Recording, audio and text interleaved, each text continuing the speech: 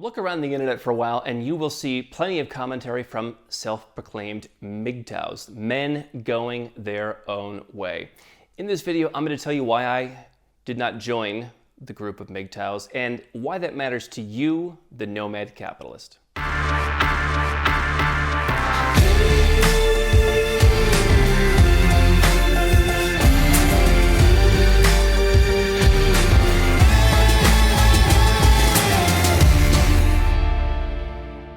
Hi, I'm Andrew Henderson. Let's talk about men going their own way. I think this is a very interesting topic from a number of perspectives, both just as a person and as a global citizen, as a nomad capitalist as well. Now, as you can see, I have a wedding ring, and so therefore I'm not able to be a man going his own way because I've been sucked into the depravity by womankind or by a woman, I don't know exactly. I want to share my experience in a way that I haven't talked a lot before, that I think kind of speaks to why I empathize with folks who are in this group, but why I think that the approach is often wrong. So people who watch our videos at Nomad Capitalist, they associate us with a lot of things, living overseas, living the nomadic lifestyle, paying less in tax. And I think a lot of people look at my 12-year journey of traveling to over 100 countries, researching, figuring this stuff out, and saying, well, he must have been a guy who hated to pay tax. And yeah, I've always been a libertarian since my teenage years. I've always believed in smaller government. That was how I was raised. And yeah, I think that 40 to 45, 50% tax rates in the developed world are insane. I think it definitely discouraged me from being more of an entrepreneur and going further with my entrepreneurship there.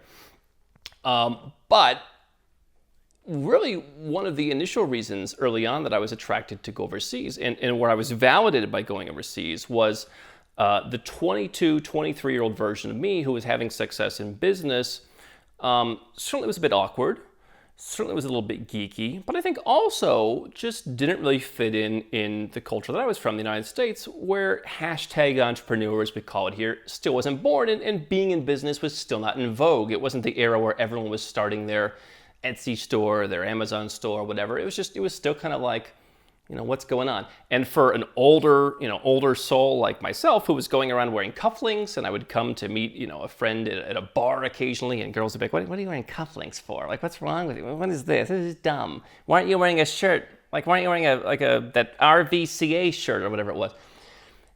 For me, the travel was a way to escape and to get out. And, I was instantly validated with, wow, I started meeting women outside of where I was from who, because they were traveling, were more globally minded, and because they're from countries where what I was doing was more interesting, where they were more interested. And so I absolutely empathize with folks who are frustrated with the way the world is going. I can tell you now, I'm married to someone who's not from the West. She and I, when we look at what happens in the West, I don't know that after me being gone for so many years, having not been to the US, that I would feel very comfortable living there. I don't think that she'd be very comfortable living there. She's a bit more old school. And I get it. I get that, in some ways, I think especially in the United States, things have been taken to the extreme. In terms of the culture, in terms of, men and women in some areas being at war, I get it. Here's my challenge with, the MGTOW movement.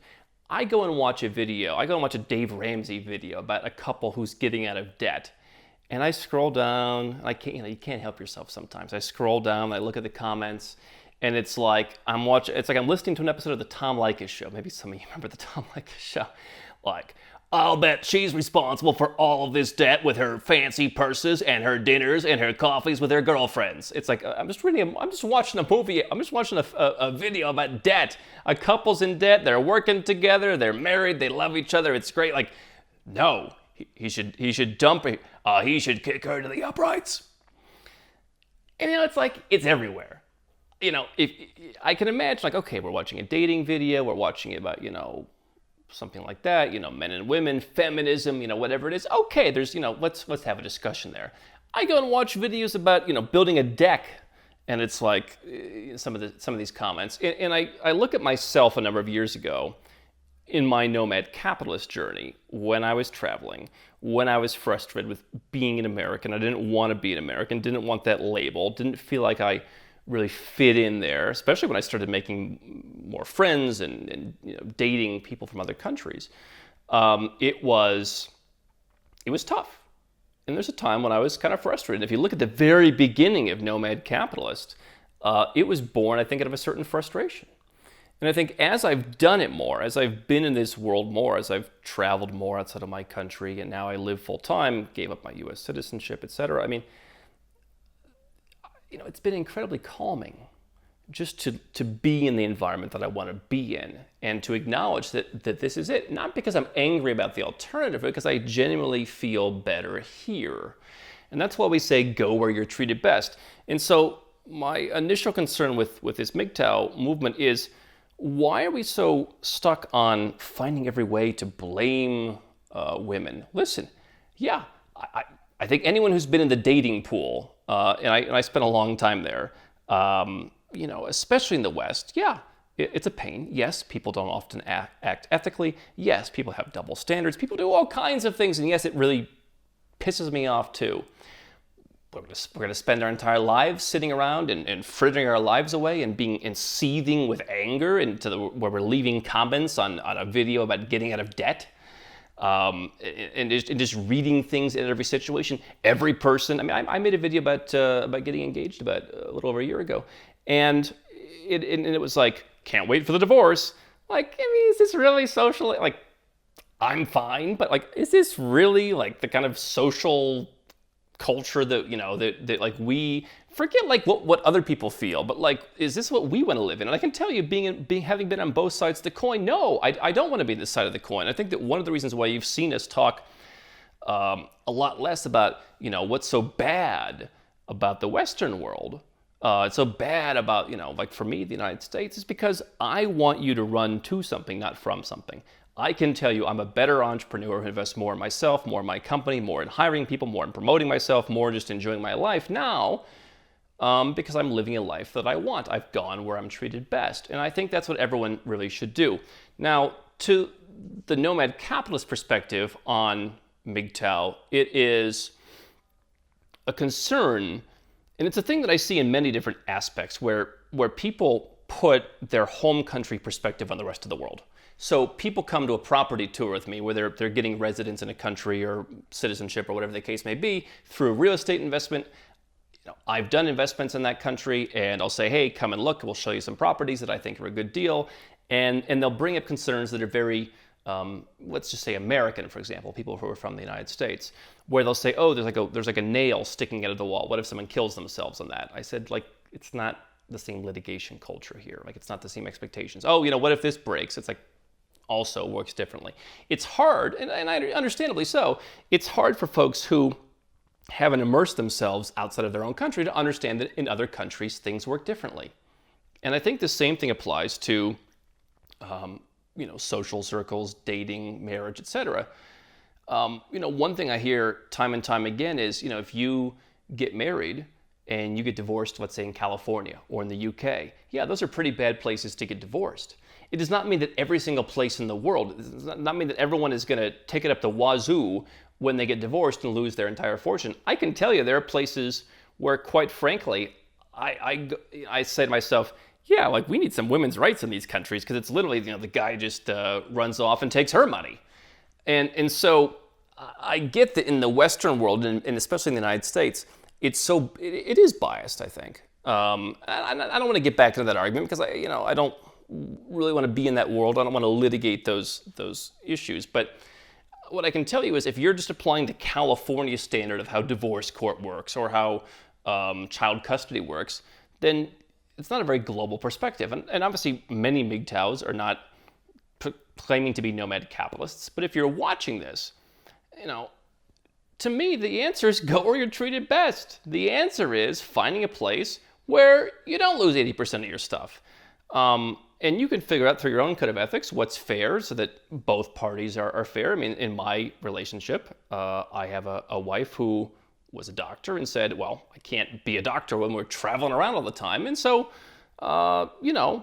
we have our own conversations about, what we would do in our own situation, because, obviously she gave something up to do what I wanted to do.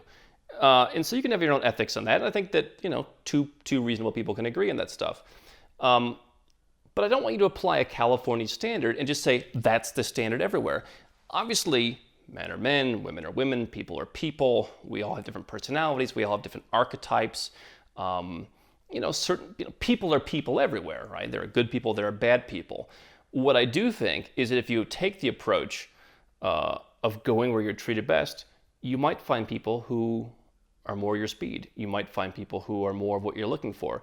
I think that can be a double-edged sword, by the way, because I can tell you, a lot of these guys talk about it, we want really feminine women like the old days.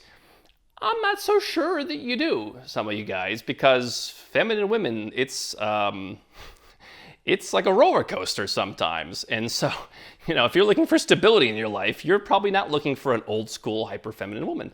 But okay, if that's what you're looking for, yeah, you know what? There are places where that exists. And I'm not saying, that there's a good or a bad. I'm saying what's right for two different people who choose to be in whatever kind of relationship that is.